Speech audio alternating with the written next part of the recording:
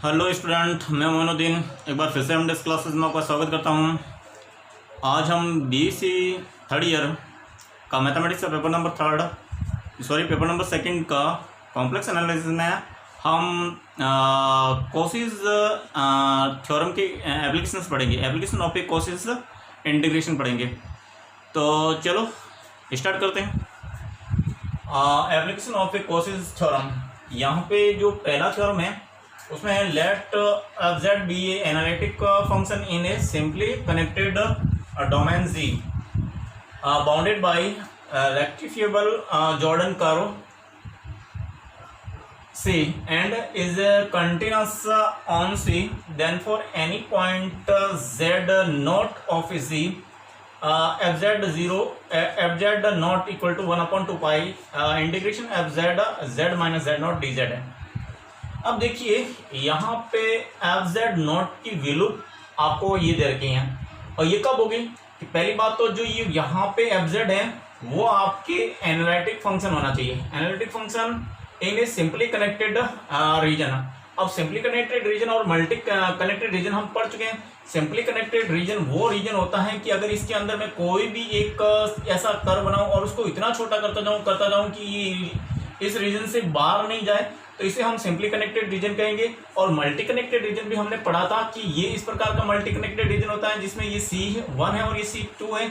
अगर मैं ये वाला रीजन मल्टी कनेक्टेड रीजन कहलाता है, क्योंकि इसमें अगर मैं इस प्रकार से कोई भी एक कर्व लूं तो इसको जितना छोटा करता जाऊं तो ये इस रीजन से बाहर चला जाएगा, इसलिए ये मल्टी कनेक्टेड रीजन है। और ये आपके सिंपली कनेक्टेड रीजन है। तो सिंपली कनेक्टेड रीजन में एफ जेड क्या होना चाहिए, एनालिटिक फंक्शन होना चाहिए, और डोमेन जी बाउंडेड होना चाहिए। बाउंडेड यानी ये पूरा का पूरा जो रीजन है वो बाउंडेड होना चाहिए बाय द रेक्टिफिएबल जॉर्डन कर्व। अब रेक्टिफिएबल जॉर्डन कर्व है कि इसमें कोई भी कर्व में मल्टीपल पॉइंट नहीं होना चाहिए। मल्टीपल पॉइंट का मतलब होता है कि अगर ये कोई कर्व है तो ये इस प्रकार का आना चाहिए, यानी ये घूम के इस प्रकार से यू नहीं बनना चाहिए। ऐसा बनता है तो ये मल्टीपल पॉइंट होता है। ये मल्टीपल पॉइंट होगा तो ये जॉर्डन कर्व नहीं होगा, ये रेक्टिफिएबल जॉर्डन कर्व नहीं होगा। इसका मतलब ये इस प्रकार से ये जो मल्टीपल पॉइंट है ये इसमें नहीं होगा, तो वो क्या कहलाएगा, आपके रेक्टिफिएबल जॉर्डन कर्व कहलाएगा। तो कर्व ऐसा होना चाहिए जो इस प्रकार का ना हो। और C and is a continuous भी होना चाहिए on C, then for any point Z.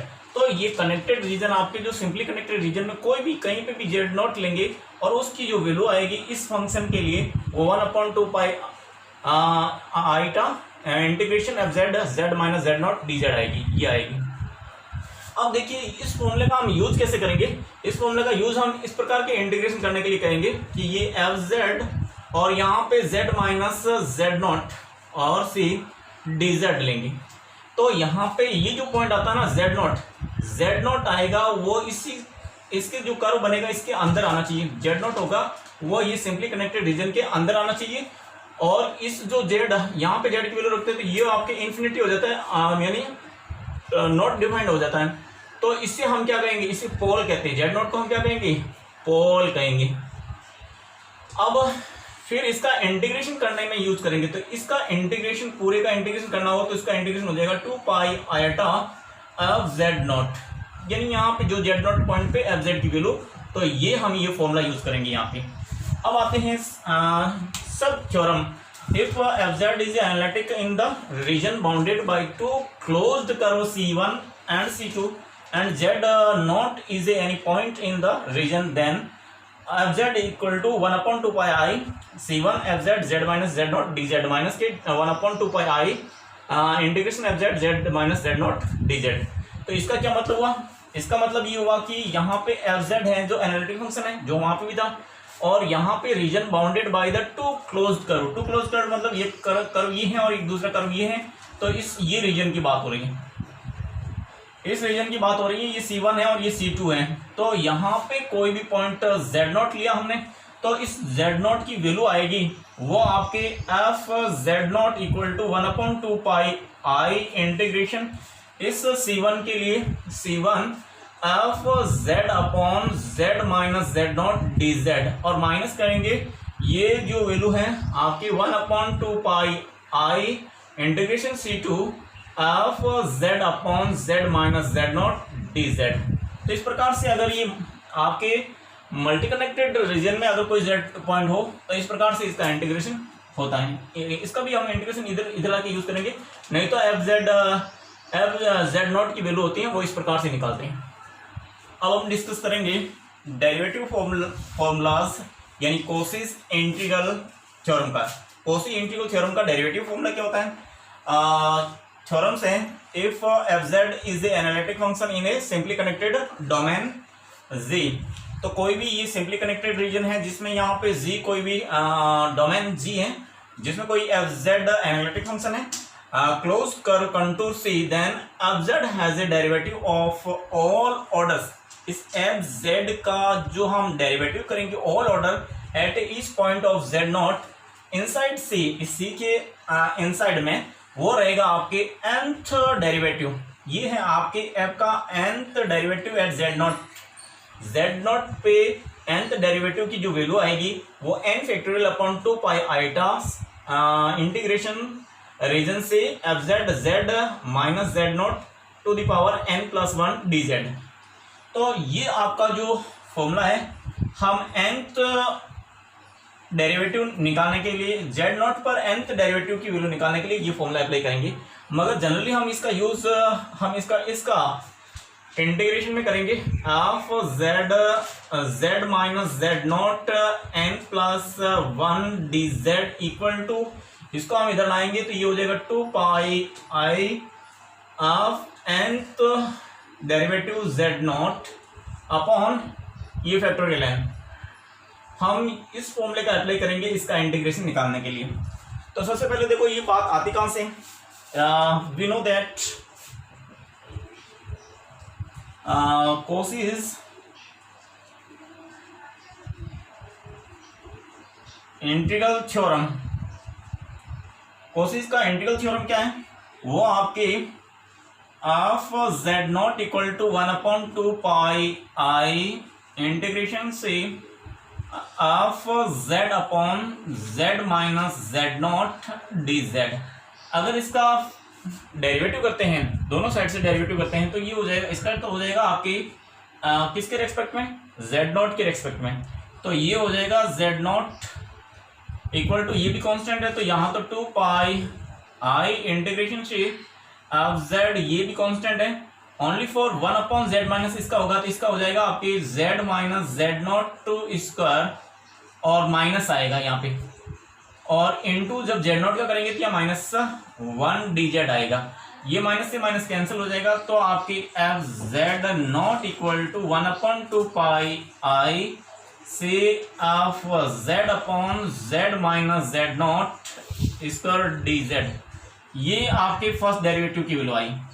अगर इस फर्स्ट डेरिवेटिव का हम अगेन डिफरेंशिएट करते हैं both side with respect Z not, तो ये का सेकंड डेरिवेटिव जेड नॉट, ये हो जाएगा वापस से कांस्टेंट है, और इंटीग्रेशन ये F z d Z constant है, इसका 1/z माइनस जेड का स्क्वायर का हो जाएगा -2/z, ये -2 upon z minus z not square cube हो जाएगा, और जेड नॉट का करेंगे तो -1 आएगा, और ये आपकी f z d Z into -1 आएगा। ये -1 से कैंसिल हो गया, तो सेकंड डेरिवेटिव आपके बना f double derivative z not equal to ये 2/2 pi i f z d z upon z minus z not cube. ये सेकंड डेरिवेटिव की वैल्यू आ गई। और अगर हम थर्ड डेरिवेटिव की बात करते हैं तो अब इसका अगेन डेरिवेटिव करते हैं तो z not equal to 2/2 pi i, इसका करेंगे तो -3 f z d z upon z minus z not to the power 4, और यह -1, ये माइनस कैंसिल आउट हो जाएगा, तो ये आ गया आपकी f z equal to 2 × 3/2 pi i of z d z upon z minus z not to the power 4। अगर इसको ध्यान से देखें तो इसको इंटू कर दे, बंद करें तो ये फैक्टोरियल 3 होगा। तो ये जो आपकी बात आ रही है, यहाँ पे अगर इसको देखें तो यहाँ पे फर्स्ट डेरिवेटिव और यहाँ पे फैक्टोरियल 1 और 2 पाई आईटा और यहाँ पावर 2 है। यहाँ पे सेकंड डेरिवेटिव में सेकंड डेरिवेटिव और फैक्टोरियल 2 और यहाँ पे पावर 3 है। यहाँ थर्ड डेरिवेटिव में फैक्टोरियल 3 एंड फोर्थ है। तो इसका इस प्रकार से आपके nth में जो nth डेरिवेटिव होगा, nth डेरिवेटिव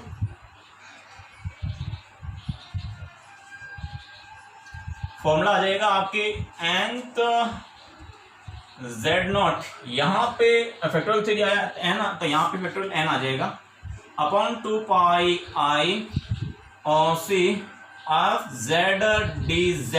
यहाँ फैक्टोरियल n आया तो यहाँ पे z नॉट की पावर n+1 आएगा।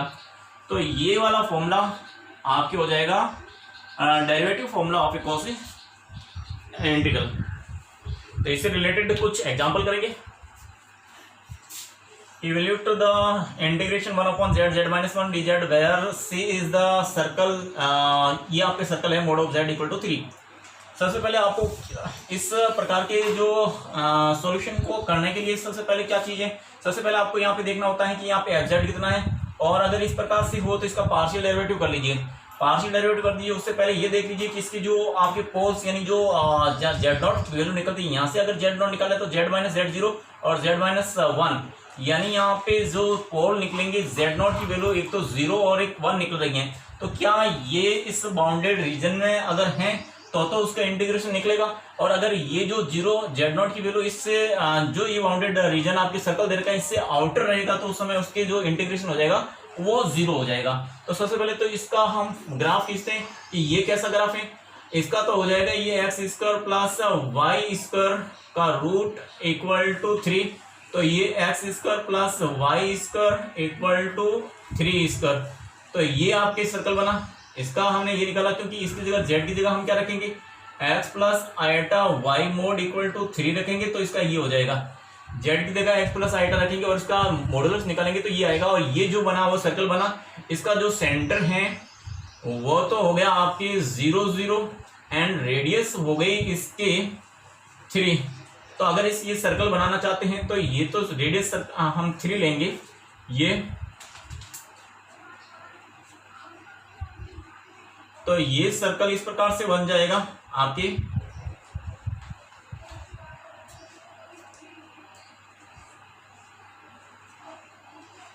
अब हम ये पॉइंट देखते हैं कि 0 z0 0 तो इसके अंदर ही है और z0 = 1 ये भी इसके अंदर है, तो दोनों के इंटीग्रेशन निकलते हैं। तो दोनों के निकालने के लिए इसका क्या करूं, पार्शियल फ्रैक्शन करेंगे। पार्शियल फ्रैक्शन करेंगे तो इसको मैं ये लिखूंगा 1/z-1 बाई पार्शियल फ्रैक्शन। अगर इसकी पार्शियल फ्रैक्शन करेंगे तो a/z प्लस b/z-1, इनका एलसीएम लेंगे तो इधर तो 1 equal to a(z-1) plus dz आएगा। अगर मैं यहाँ पे पुट z इक्वल टू 1 रखता हूँ तो ये तो पूरा 0 हो गया। उस कंडीशन में मेरा यहाँ पे 1 रखता हूँ तो b इक्वल टू 1 आ जाएगा। और अगर मैं z इक्वल टू 0 करूँ तो ये b तो आपकी 0 हो जाएगा। उस समय कंडीशन में आपके -a इक्वल टू 1 बनेगा और आपके a इक्वल टू -1 बनेगा। तो इसका पार्शियल फ्रैक्शन हो गया। तो इसको हम क्या लिखेंगे, इसको हम लिखेंगे से 1 यहाँ पे अगर fz की बात करेंगे तो बात ये ले लेंगे बाद में। यहाँ पे z-1 dz की बात करते हैं तो ये से a की वैल्यू तो आई आपके -1, तो -1/z रखेंगे तो यहाँ पे आ जाएगा -1/z dz आ जाएगा। और इसका हो जाएगा प्लस से यहाँ पे 1 है तो b की वैल्यू 1 है, b की वैल्यू 1 है तो 1/z-1 dz आ गया। अब यहाँ पे हम देख रहे हैं यहाँ पे fz इक्वल टू 1 है और यहाँ पे भी आपके fz इक्वल टू 1 है और यहाँ पे z0 होगा वो 0 रहेगा, z0 इक्वल टू 0 और यहाँ z0 है वो 1। यहाँ पे z0 और z0 ये दोनों ही इसके अंदर इस सर्कल के अंदर लाई करते हैं, इसलिए इसका जो हम कॉसिस इंटीग्रल्स थ्योरम से इसका डेरिवेटिव कर लेंगे।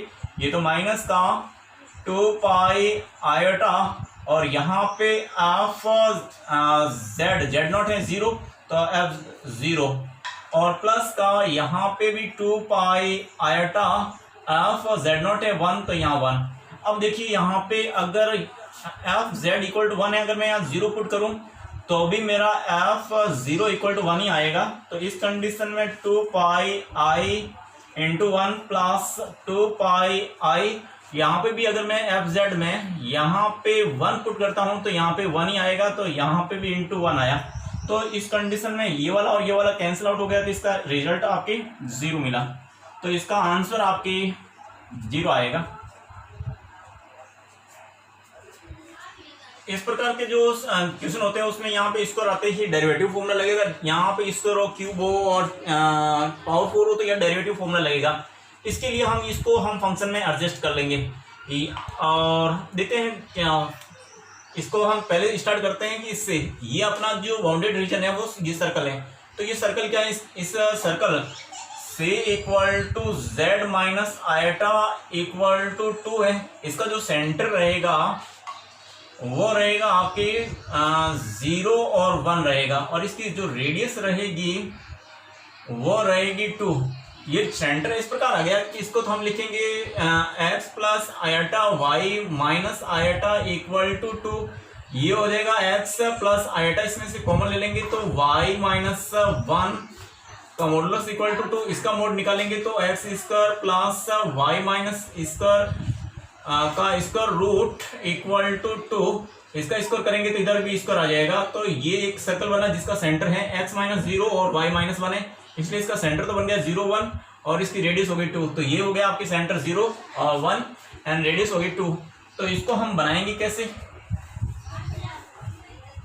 ये जो आपका एक्सिस है अगर इसके जो 0 1 0 x का तो 0 y का 1 लेना है, तो y का 1 तो ये यहाँ पे आ जाएगा और इसकी जो रेडियस है 2 तो यहाँ पे 1 एंड 1 माइनस 1 तक जाएगा यहाँ पे, और यहाँ पे ये 1 है तो 2 3 तक जाएगा यहाँ पे। तो इस प्रकार से आपका ये सर्कल रहेगा, वो ये यूं रहेगा। अब देखिए यहाँ पे जो पॉइंट आया वो अगर मैं यहाँ पे इसको मैं देखूं तो यहाँ पे जो पोल्स आ रहे हैं एक तो आएगा आपके -1 एंड -1 और ये 2 आ रहा है -1 एंड -1, तो इसके अंदर लाई करेगा और ये 2 है वो आउटसाइड में हो जाएगा। तो इसको ये 2 आउटसाइड में जा रहा है तो इसको हम खत्म ही कर देंगे इसको फंक्शन बना के। तो अब मैं फंक्शन लूंगा वो f z equal to z minus 1 और जेड माइनस 2 ले लूंगा।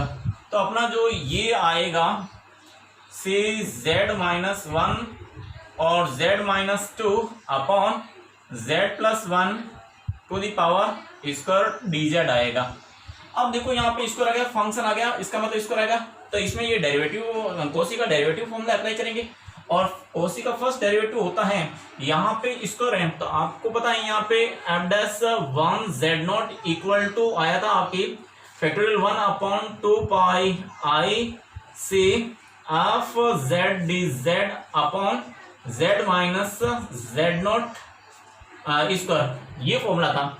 तो इसका जो रिजल्ट आएगा वो इस प्रकार से आएगा, ये 2 पाई आयटा और एफ डैश जेड नॉट पर आएगी, ये वैल्यू आएगी। अब यहाँ पे सबसे पहले मुझे निकालना है एफ डैश 0। तो यहाँ पे जो एफ जेड है ये जेड माइनस 1 और जेड माइनस 2 है। अगर मैं इसमें एक प्लस कर दूं और एक माइनस कर दूं, माइनस क्या हो तो जेड माइनस 2 हो गया, और ये इसको मैं अलग अलग करूंगा तो ये 1 और प्लस का 1 अपॉन जेड माइनस 2 ये बनेगा। और इसका जब मैं एफ डैश जेड निकालूंगा तो इसका तो हो जाएगा 0, ये हो जाएगा माइनस का जेड माइनस 2 का स्क्वायर, ये बन गया एफ जेड की वैल्यू। तो मुझे तो एफ जेड नॉट यहाँ पे जेड नॉट है वो आप जेड नॉट की वैल्यू आई हुई है आपकी यहाँ पे -1। तो यहाँ पे मैं -1 रखूंगा तो एफ जेड -1 इक्वल टू ये आ जाएगा आपके माइनस का 1 अपॉन -1 माइनस 2 स्क्वायर, यानी आपके -3 का स्क्वायर। तो फाइनली ये रिजल्ट मिलेगा -1 अपॉन 9। तो इसका जो रिजल्ट आएगा यहाँ पे -1।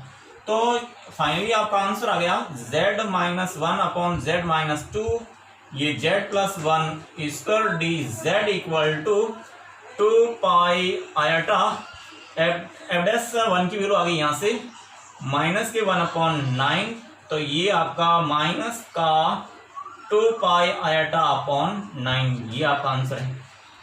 तो इसमें करना क्या था आपको, पहले तो आपको ये पोस्ट यानी इसके जो कितने जेड नॉट की वैल्यू निकल रही है -1, ये 3 वैल्यू निकल रही है, ये तो आउटसाइड में जाएगा, तो इसको तो हम खत्म करके एफ जेड का फंक्शन बना लिया। और ये जो मेनली आपके जो डेरिवेटिव फॉर्मूला बन गया जो कि इस रूप में आया, इस रूप में आते आपके जेड नॉट आएगा वो 1 आ गया, जेड नॉट आया वो 1 आ गया, और ये फॉर्मूला था 2 pi i F dash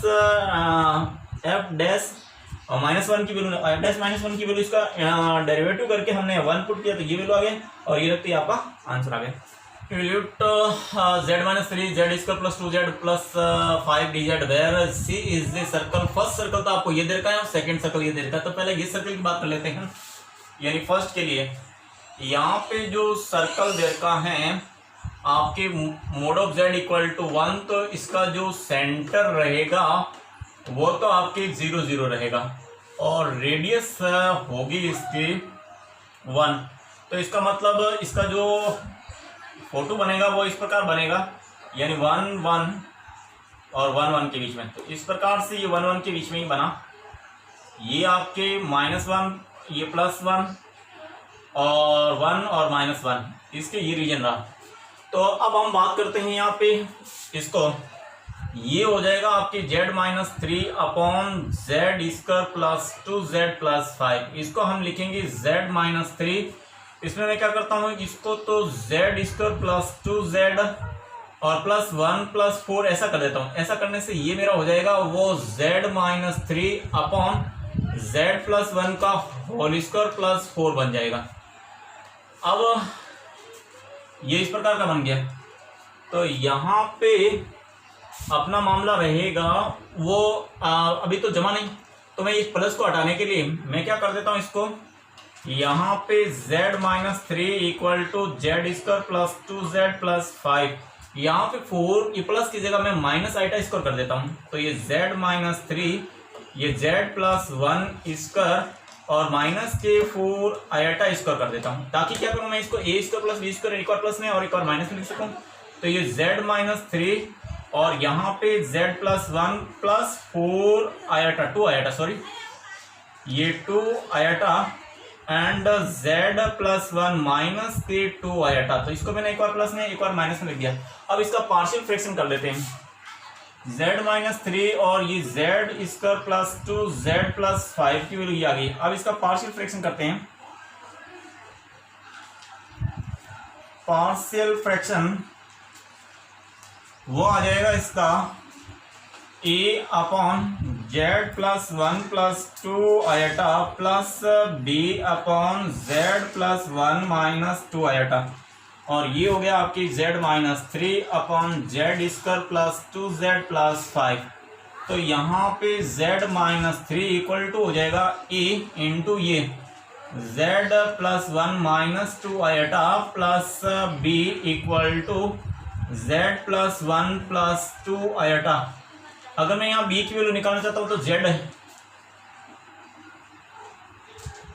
putting z equal to -1 plus 2 iota, -1 plus 2 iota रखेंगे z की जगह तो ये तो जीरो हो जाएगा, और यहाँ रखेंगे तो ये तो हो जाएगा आपकी -1 प्लस 2 आइटा और -3 इक्वल टू ये पूरा जीरो हो गया, और b यहाँ पे -1 plus 2 iota plus 1 plus 2 iota, ये -1 से तो -1 कैंसिल हो गया, 2 आइटा 4 आइटा हो गया, और यहाँ पे माइनस के 4 plus 2 iota equal to 4 iota b, यहाँ इधर भाग दे दिया तो b की वैल्यू आ गई माइनस के 4 अपॉन 4 आइटा प्लस के 2 आइटा अपॉन 4 आइटा।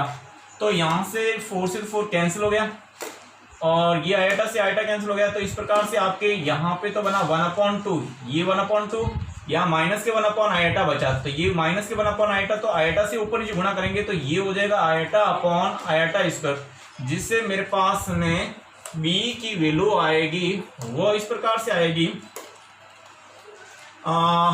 1/2 और ये आइटा स्क्वायर प्लस का आइटा, तो ये b की वैल्यू आ गई। अब ए की वैल्यू के लिए हम क्या करते हैं,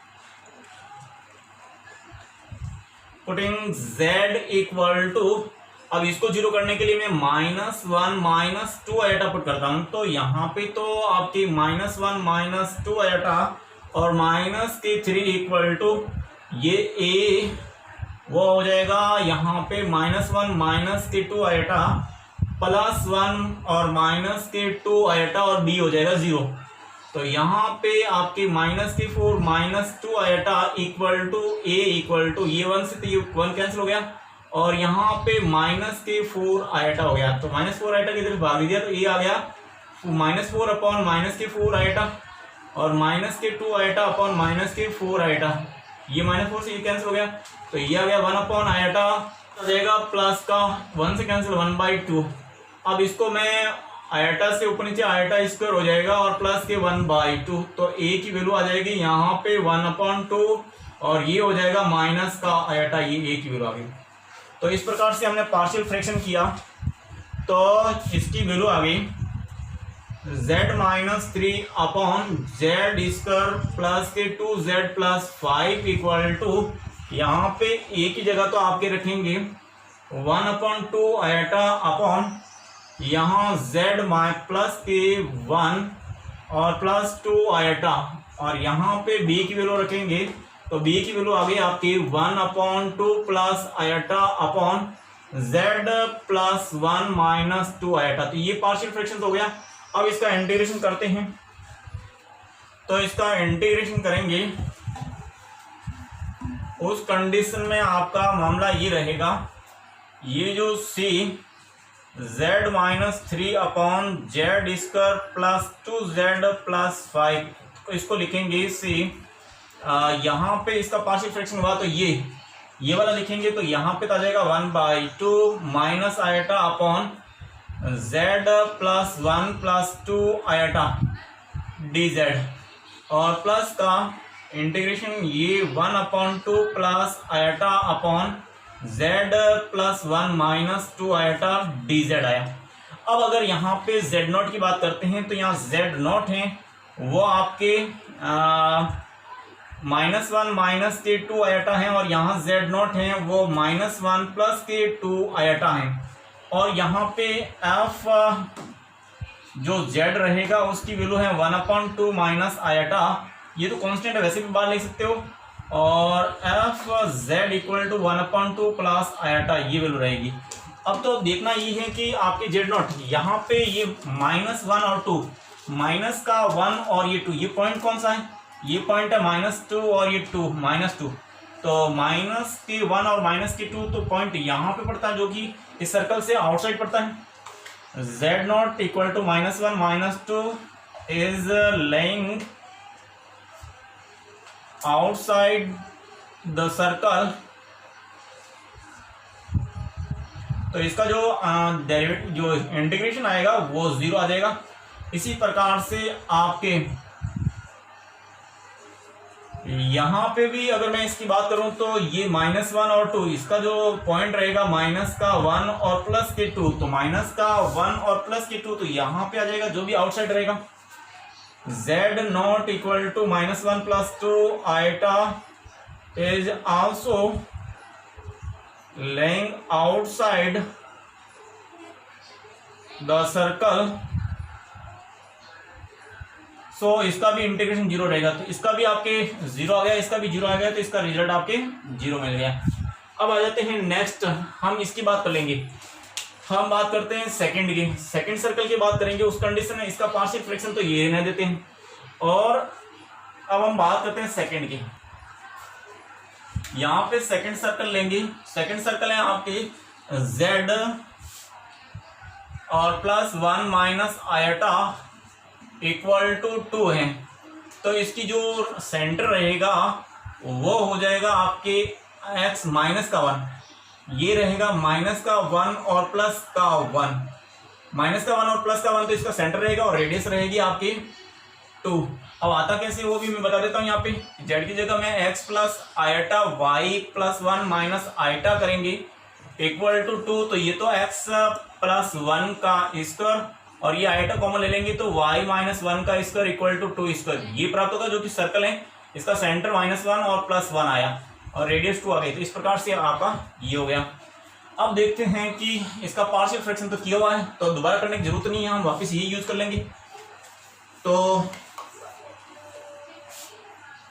इसमें अब हम यही वाला यूज कर लेते हैं। तो पार्शियल यहाँ पे लिख देते हैं, सर्कल चेंज करना पड़ेगा, सर्कल ये बनाना पड़ेगा जो जिसका जो आपके सेंटर तो हो गया आपके -1, ये आपके 1 2 3, ये 1 2 3, ये -1 -2 -3 1 2 3 1 2 3 और -1 -2 -3, इसका सेंटर है -1 तो y x का तो -1 ये रहा और y का +1 तो यहाँ पे इसका सेंटर आएगा और इसकी रेडियस रहेगी वो 2, यानी यहाँ तक आएगी इसकी रेडियस, इधर भी यहाँ तक आएगी यानी यहाँ तक आएगी इसकी रेडियस और यहाँ पे भी यहाँ तक आएगी इसकी रेडियस और यहाँ तक आएगी इसकी रेडियस।